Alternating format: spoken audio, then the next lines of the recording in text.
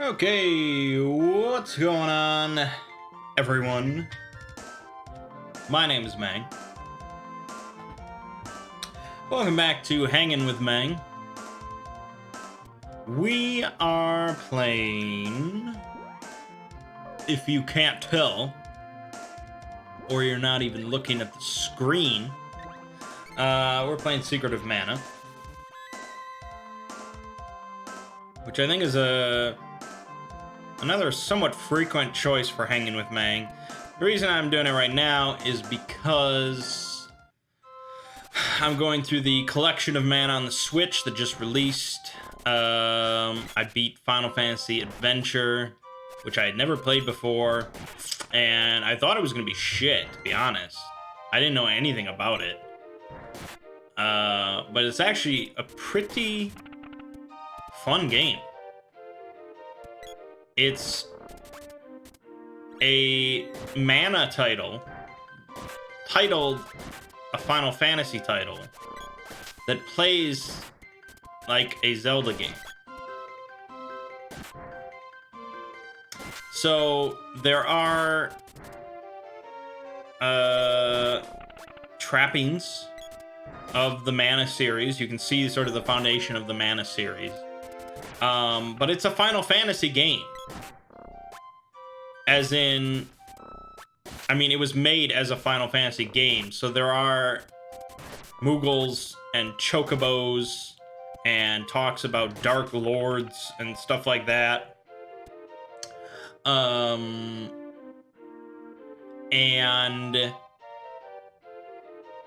you upgrade like your weapon and armor.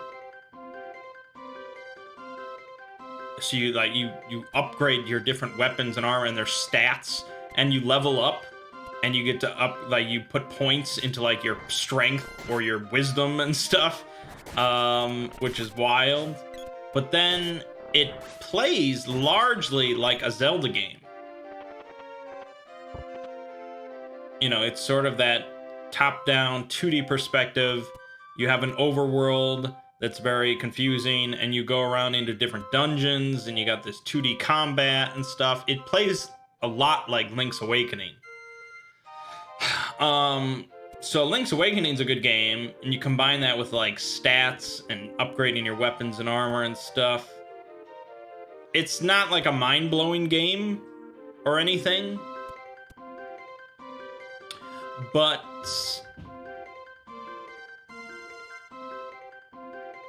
I recommend it. I mean, if you're picking up the collection of mana, is what I'm saying. If you're picking it up, don't skip over Final Fantasy Adventure if you've never played it. It's pretty decent. So yeah, I finished that, and I'm working my way through Secret of Mana, which I haven't played through in quite a while. And then I'm gonna finally play for the first time Seiken Densetsu 3. Pretty good. So beyond just talking about mana, my big news this week was that I bought a condo.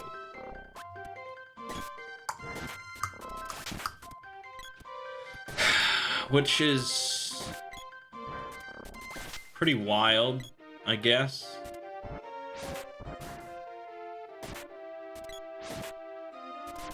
I mean, it all seems very adult. Very adult thing to do.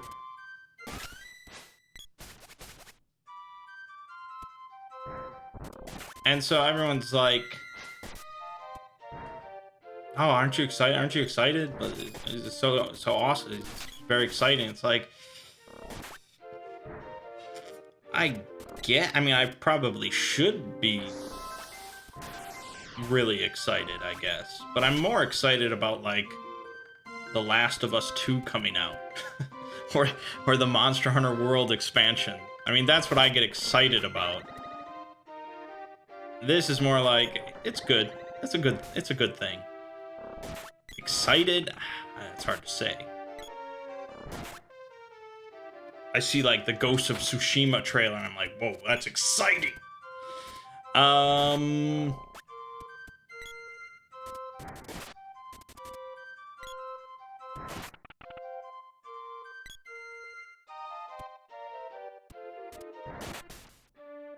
But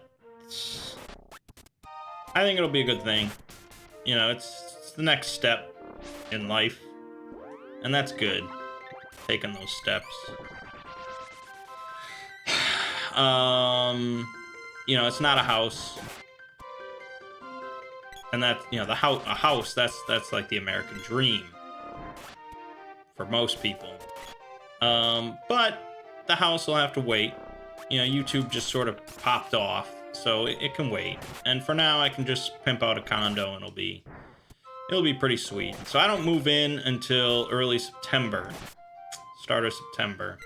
But when I do, I'll probably put up a video showing off the new crib once I get situated, so you guys can see. You can see what YouTube money brings. Or like the start of YouTube money, what that can bring. Having to pay rent is never exciting. I mean, having to pay a mortgage, I guess, is not exciting, but that's that adult shit. That's what you do.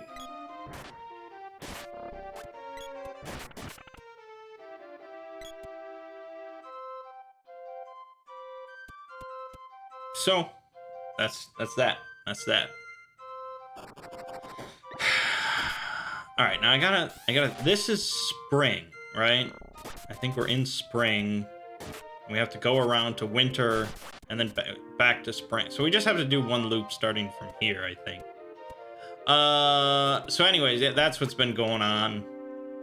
Conversations with lenders and realtors and home inspectors and buyers, just some adult shit.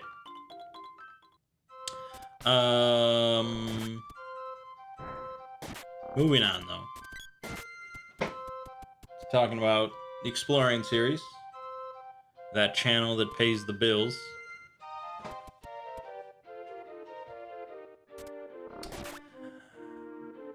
I released my video this week on, it was a tale, Lord Blackwood in the Land of the Unclean. And this was my video that I worked on ahead of time, so I could take a break. And if you recall, I had my concerns that I wonder if this is going to be like popular enough that I'm going to be able to do it again in the future, so I can take more breaks, so on and so forth. Shit. It ended up sort of being the opposite problem. It ended up being kind of too popular.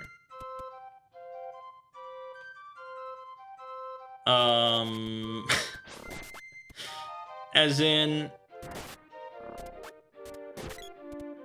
why am I busting my ass so much to put out actual exploring videos when I could just do a reading video every week?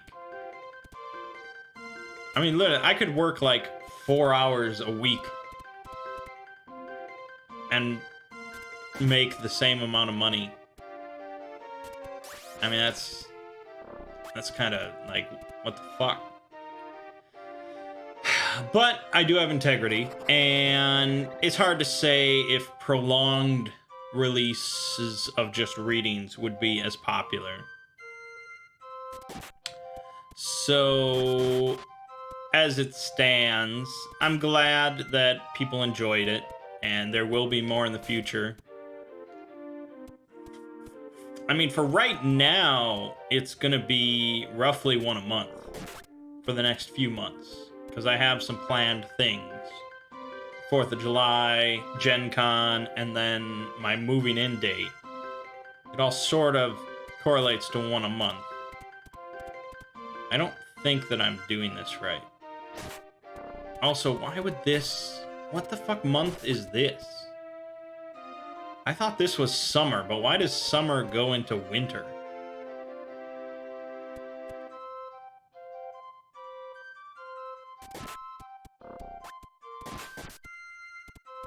Also, maybe that wasn't spring. Maybe this this must be spring.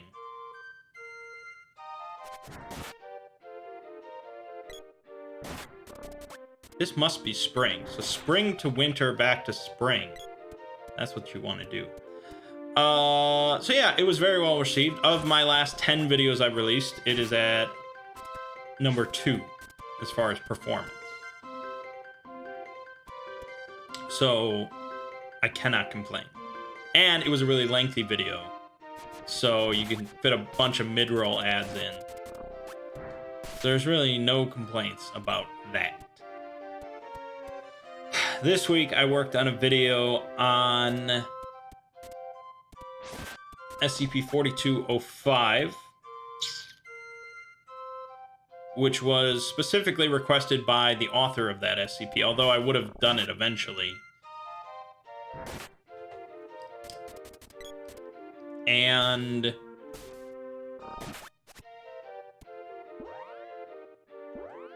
was a fine production. I got no issues with how I made it. But I uploaded it, and it's sitting there unlisted, and it was marked as not suitable for most advertisers.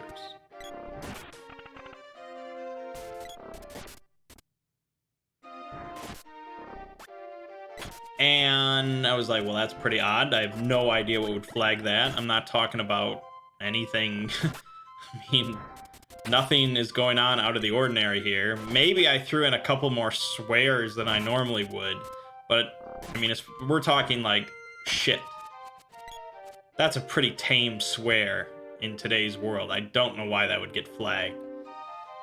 So, of course, I asked for a manual review, and there was a very small part of me that hoped that it would just get fixed because of that. But I knew that that doesn't mean anything, and you just have to do the manual review so that you can talk to chat and be like, hey, look into this. Because if you don't do the manual review, they'll just be like, oh, well, you should do a manual review first before we really look into it. Even though the manual review is also, I'm almost certain, automated. I'm pretty sure the manual review is just one of those like little drinking birds hovering over like the denied button. So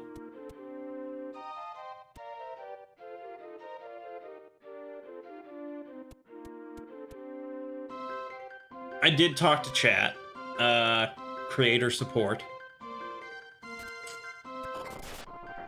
and their only job is to just act as like a pass-through so that the video can get pushed over to the actual people that have responsibilities. That's creator support's job. So it's sitting in some sort of queue, I would imagine, waiting to be looked at by a real human being. And I can't imagine that after an actual human being looks at it, they will deny it.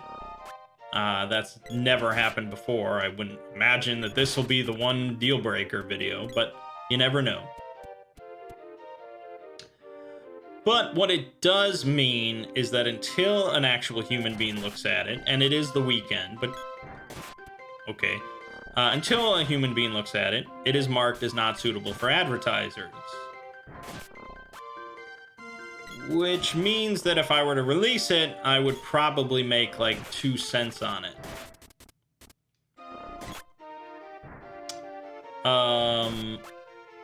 And as I'm sure you know, this goes for all YouTubers, pretty much, the first 24 hours is the big money. That's really what you care about. I mean, yeah, it's good to have a catalog of videos for people to watch in the days, weeks, months, years to come, but that day one, that's big. That's big. So, Well, I do always operate on a specific schedule, and I release it at the same moment every week. I will not be posting this video until it is checked by a human being. Because I think 90% of my viewers don't realize that I have a specific schedule. And the ones that do know, they can just take a chill pill. You know, hopefully it's only like 12 hours late. Maybe it'll be 24 hours late. If they hold me out longer than that, though, I'm getting back on creator support. Words will be said. But it would be just far more stupid of me to release that video with no ads than to just let people wait. Because I don't think I would lose any views by delaying it a bit. So it's just common sense. YouTube's lame, we all know it. But I think this is a relatively minor problem compared to seeing that your whole channel's been demonetized. So I'm not sweating it too much. But I put on the polls this week for the next SCP video, I put part 1 of the Ouroboros proposal, or cycle, the cycle. So this is a set of 4 proposals for SCP-001, written by the Grand Master of SCP, DJ Cactus. These are all, like, interconnected. It's one of, like, the lengthiest SCP things ever. It's a massive project. If I were to do it in one video, it would be like a 2-hour video. So I'm gonna break it up into probably 4 parts. Each part of the cycle gets its own video. Also, that lets me milk things for more views, and more views is more money. See, that's what it's all about. I've sold out. But no, seriously, I think it's just better if it's broken up. Even though I've never done something like that, this is the time. And so, of course, that overwhelmingly has conquered my poll for this week. So that's definitely, I'm definitely doing part 1 next week. I would imagine probably that each consecutive part is going to win in the polls each week. I mean, maybe some people will be like, let's take a little break from this Ouroboros shit. But it's all, I mean, it's DJ Cactus. It's good shit. It's all connected. It's probably for the best that it's all one after the other. But the 4th of July is going to be hitting in there. So no matter what, there's going to be a break for a reading video. But yeah, it should be some pretty big stuff. The only thing is, like, that's so, like, not mainstream. I mean, it would really be, like, a crowning thing for my channel as far as, like, exploring the SCP Foundation. This is some cream of the crop shit. But it's so not mainstream. So I wonder how popular it'll be. For the record, I have no idea what I'm doing in this game. Let me go back to the Mughals. Let me talk. Maybe I misinterpreted what they said, but I've done this. I thought it was spring to winter and back to spring. That doesn't seem right now. Unless I'm misinterpreting what spring was. I don't know. Anyways, this channel, which is about to hit 1,000 subscribers. Ho ho ho. Ho ho. Of those 1,000 subscribers, the number of active viewers is like 20. Like, I uploaded a Final Fantasy Tactics video last night. It's sitting on like 4 views. That's less than 1% of my subscribers. If I was a real channel, this would be atrocious. But luckily, I don't care too much. Walk the seasons from spring to winter, spring again, and we can enter.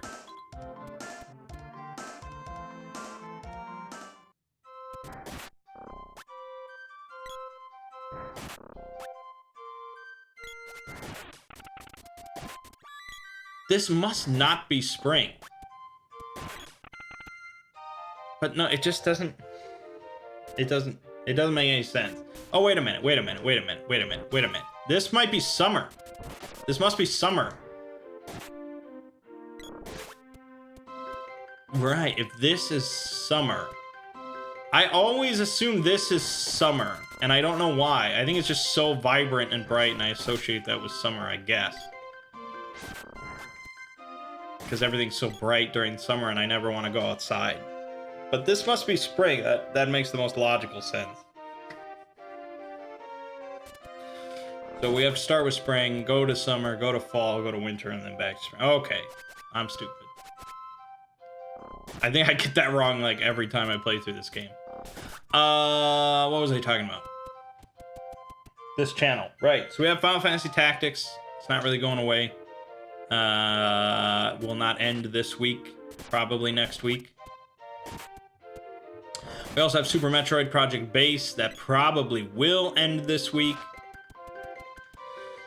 And then until the Sinking City comes out towards the end of the month, we're just going to be doing double duty on Final Fantasy Tactics. So I apologize if you don't like that. There it was. And that's all there really is to say. We had the E3 discussion video this week, which I always look forward to talking about. We should have the start of the Sprawl campaign this week.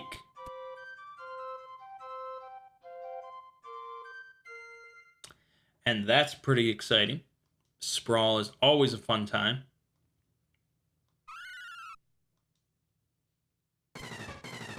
I am definitely not prepared for this battle.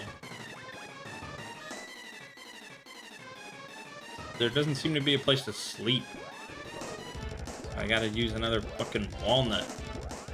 I got a nut. What was I talking about? Getting distracted by the mana. I think that's it. Yeah, there's just plenty of tactics and more tactics. But Sinking City is soon, and hopefully that's a pretty fun game. Hopefully it's pretty good.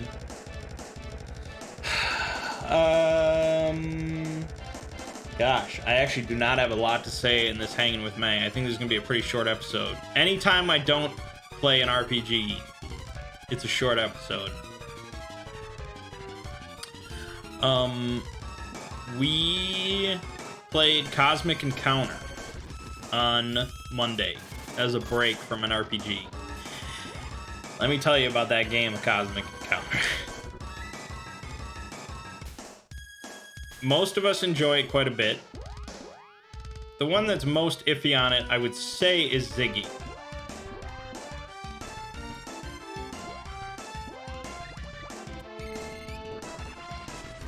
I think a lot of it comes down to like your perspective on Cosmic. You know, if you view it as like... If you view it as a game that you have to win versus viewing it as like a party game, there's a big difference, I think. Okay, that was an easy boss. I've always viewed it, I mean, I view most games as I don't care about winning. I just am playing for the fun of it. But I know that's not how most people think of gaming. Most people play to win. For most board games. But when you're coming across like a party game, usually you're not playing that competitively unless you're just one of those types of people. Cosmic Encounter, it comes across initially as like a serious board game. You've got all these cards and these aliens, and there's a lot of complexity to it, and there's so many variations on what can occur, and blah blah blah blah blah. But really, it's a party game.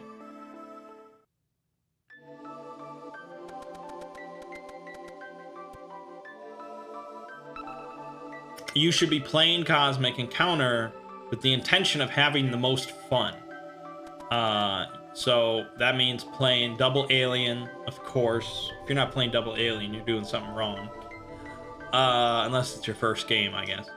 And generally picking like the wackiest combinations of aliens. And just, you know, boatloads of flare cards and just insanity. Just insanity across the board. That's what Cosmic should be about.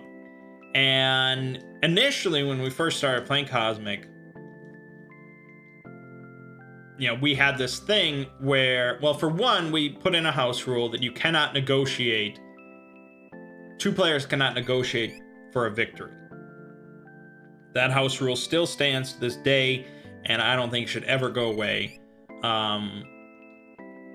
Because that is the most lame. It's just lame. It's lame by anyone's standard. Okay.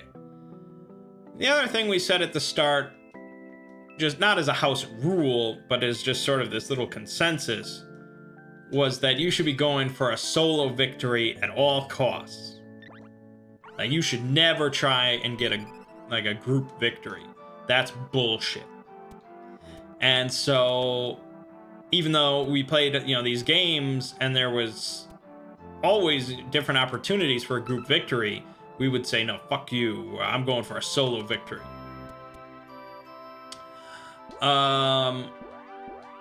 That has changed. In fact, I don't remember the last time we had a solo victory. It's probably happened like 1 out of the last 8 games or something like that. We had a solo victory, but usually there's 2 all the way up to like everyone but 1 person is winning. Just because, you know, I will admit perhaps there are times where everyone going for a solo victory could be more fun. Because it leads to all these like desperate attempts to win. And going for the group victory tends to make a game shorter. But Cosmic is usually not a game that benefits from being greatly prolonged. I think it's better to play 2 shorter games of Cosmic than 1 really long game. Anyways, what I'm getting at is that it's meant to be viewed as just this crazy, fun, more complex party game. The one that's always had more of an issue with Cosmic, I feel, is Ziggy, because I don't think he views it that way. He views it as more of a serious game.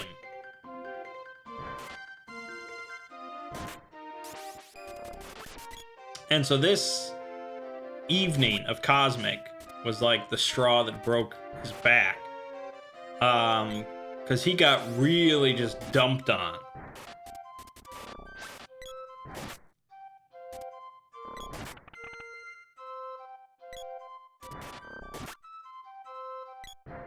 To the point of, I don't think he ever got a turn for himself.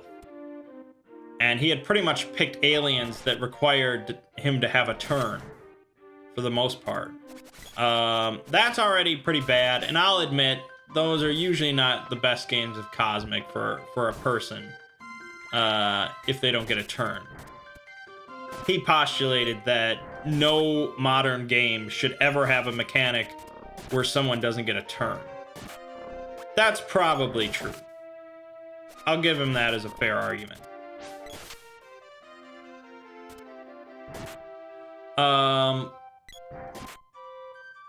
But he had this alien, the Fury, that he regarded as very powerful. And we all pretty much regard as pretty powerful. Basically, for every ship you lose to the warp, you get this little token that goes on your sheet. And during an encounter, you can spend those tokens to add 3 to your side's total. Meaning you can save up these tokens and just dominate an encounter at some point. I had the Changeling as one of my aliens.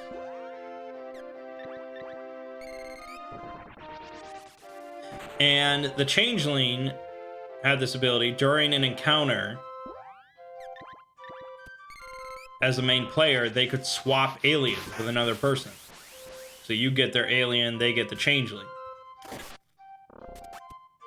But Mert used the Changeling flare at some point to do something. It wasn't even that big of an effect, I think. But it required him to give me the Changeling flare, which I was very happy about. Because the super of the Changeling flare allowed me to swap alien powers with anyone. And so suddenly I decided to swap with Ziggy, and I took the Fury. This greatly upsetted him. He was not at all pleased because he had, he believed he had this one good alien. He never got a turn, and I had taken his one good alien. He got the Changeling, but he didn't have the super flare. And so the only time he could use it was when he got into an encounter. The next time he got into an encounter,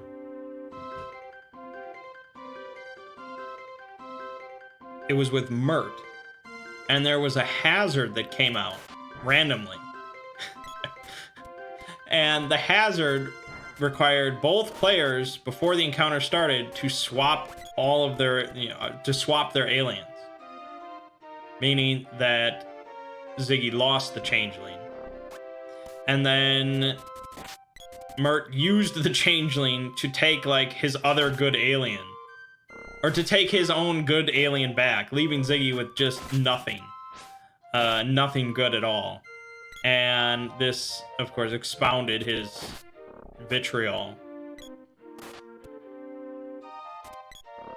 So the game came down to this wire where we were all at 4 colonies, even Ziggy. So Ziggy had a chance to win the game despite being dumped on. It was Mertz encounter. He was going up against, I believe it was Ziggy. This might have been that encounter where everything got switched up. Ziggy invited everyone on defense except for me. And thus, in return, Mert decided to invite me on offense. Now, if you are really aware of the Cosmic Encounter rules, you know that that's not how it's done. The offense always invites first, perhaps to prevent situations like this. Sometimes we stick to that. Usually, it's just whoever's paying attention just shouts out who they're inviting, and we just go through it. But whatever. So, I went with Mert for the duo win because we're no longer sticklers about getting these solo wins. So he invited me because Ziggy had slighted me. And Mert and I ended up winning the game together. And so the others were kind of upset as to why Ziggy didn't invite me on defense, because that would have been the difference. And Ziggy, like, shouted that it was because I stole his alien. And it's just like, that's Cosmic Encounter. Like, I mean, there's really, I mean, what do you, I don't know. I don't know, man. If you want me to feel bad, I don't know what to say. There's really nothing personal going on here. It's just he kind of made it personal. So I ended up winning with Mert, so I was fine. Everyone else was fine with the game. They wish it would have gone better, but the only one really upset was Ziggy. I don't know when the next time Ziggy's going to play this game. But it is like the only time we ever all get together to play a board game. It's usually Cosmic, so I don't know.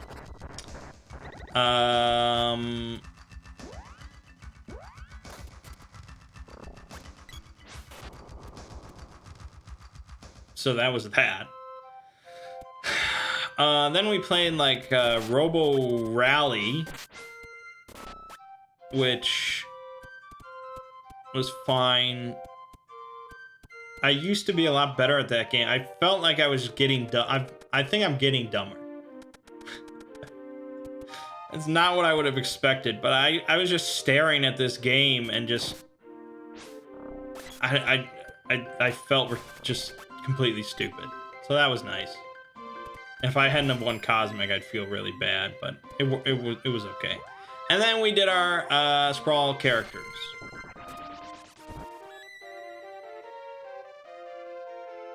Ziggy's gonna be DMing this one again. You know, there were talks of Thomas doing it, but that went nowhere.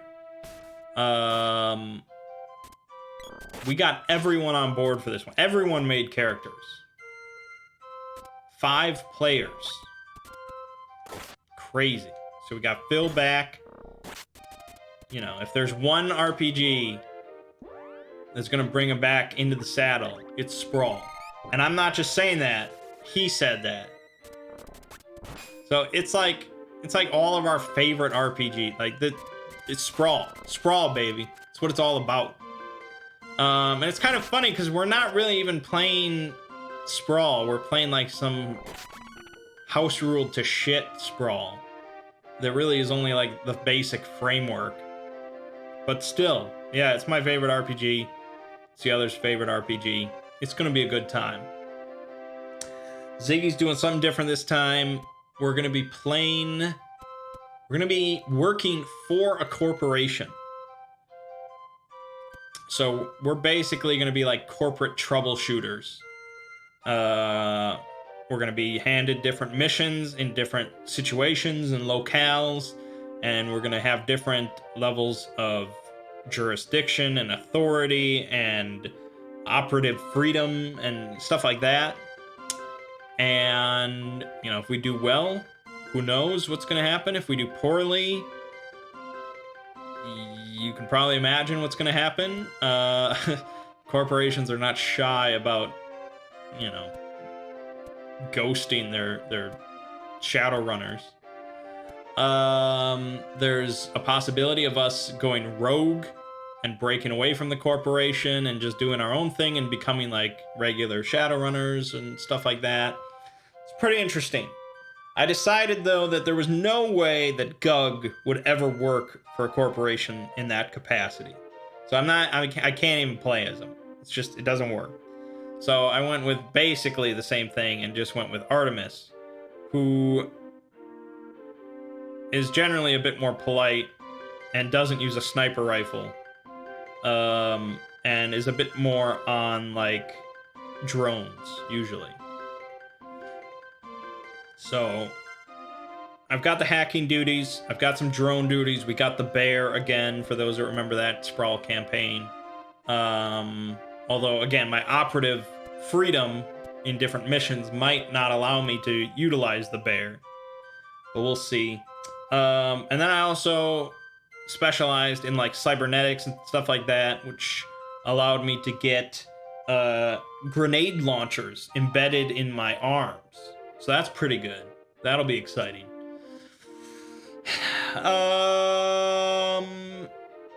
Yeah. I mean, we've never had a Sprawl campaign that was shit.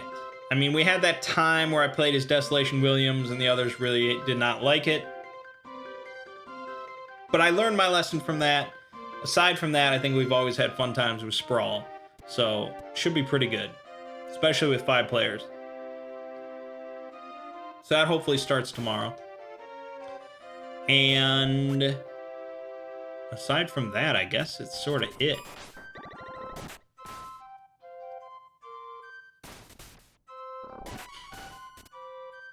Yeah, I guess that's sort of it. I mean, we got 40 minutes on this video. That's not too bad. All right. So check out the 4205 video whenever it gets posted. Not necessarily going to be tomorrow. Hopefully tomorrow. But when you do see it, it will have ads. And all will be well. We got more Final Fantasy Tactics this week, the rest of Super Metroid, and then some more Final Fantasy Tactics. My name is Mangg. This has been Hanging with Mangg. See you fine folks next week.